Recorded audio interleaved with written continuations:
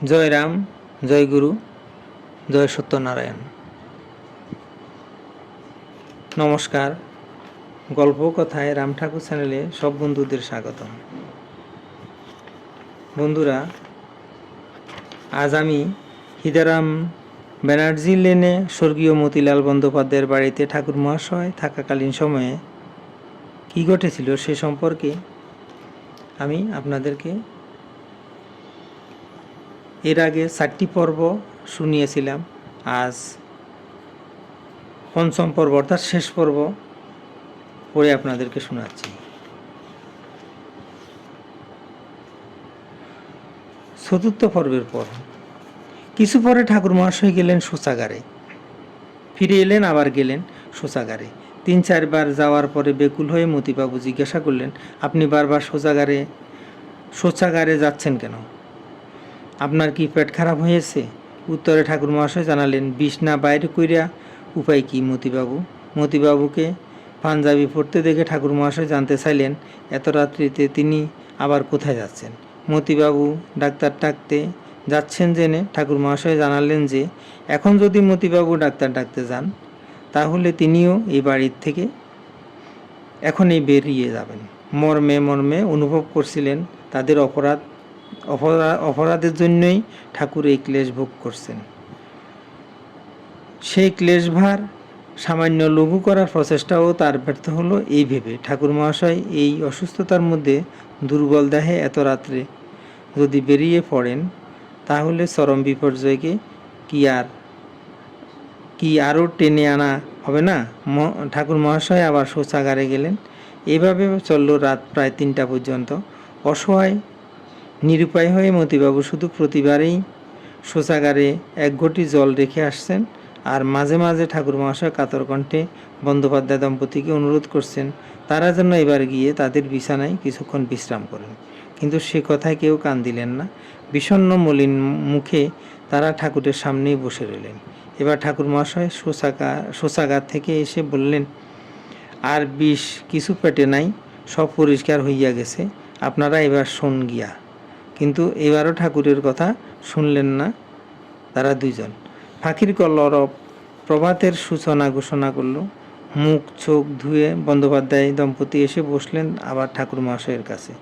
ঠাকুর মহাশয় করুণ কণ্ঠে আবেদন করছিলেন যে তার জন্য তারা আর কত কষ্টই না করবেন। তিনি তো তাদের কোনো ভালোই করতে পারেন নাই, তার জন্য তারা দুঃখই শুধু পান, কেবলই দুঃখ পান। গতকাল 10টার পরে যে দোকান ছেড়ে এসেছেন তারপরে আর তিনি দোকানে যাননি। সেজন্য দোকান থেকে এক কর্মচারী এসেছে মতিবাবু কেমন আছেন তা জানতে। মিনিট কয়েক আগে ঠাকুর মহাশয় একটু শায়িত হয়েছিলেন। দোকানের কর্মচারীটিকে দেখে ঠাকুর মহাশয় উঠে বসলেন, বললেন, মায়ের তো কাল সারা দিন রাত্রে কিছু খাওয়া হয় নাই, মতিবাবুও রাত্রে কিছু খান নাই। আপনি আইছেন, খুব ভালো হয়েছে। আপনি দোকান থেকে কিছু গরম লুচি তরকারিও মিষ্টি নিয়ে আসেন গিয়া। কর্মচারীটি তৎক্ষণাৎ চলে গেল এবং আধ ঘন্টা পরে খাবার নিয়ে এলো। ঠাকুর মহাশয়ের অনুরোধে ওরা দুজনে ঠাকুরের সামনে বসেই জলযোগ করলেন। ঠাকুর মহাশয়ের জন্য আর বিন্দুমাত্র ভয়ের বা আশঙ্কার কারণ নেই। এই অভয়বাণী পেয়েই মতিবাবু দোকানে চলে গেলেন। মতিবাবুর সহধর্মিণী পুনরায় লুণ্ঠিতা হয়ে পড়লেন ঠাকুর মহাশয়ের পাদপদ্মে। ঠাকুর মহাশয় তাকে বললেন, দেখলেন না মা, সামান্য একটু খাওয়ানের বাসনার জন্য আপনিও মতিবাবু কাল সারা রাত্রি কি কষ্টেই কাটাইলেন। খাওয়া হইল না হইল ঘুম, শুধু যন্ত্রণায় ভোগ পাইলেন। তার কারণ একটু বাসনা। যত বাসনা তত কষ্ট, তত বেদনা।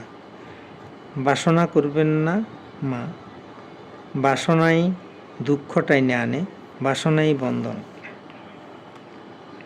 বন্ধুরা, আজ এখানেই পঞ্চম পর্ব অর্থাৎ শেষ পর্ব এখানে শেষ হলো। এখন আমি শ্রী ঠাকুরের একটি বেদবাণী পাঠ করে আপনাদেরকে শোনাচ্ছি।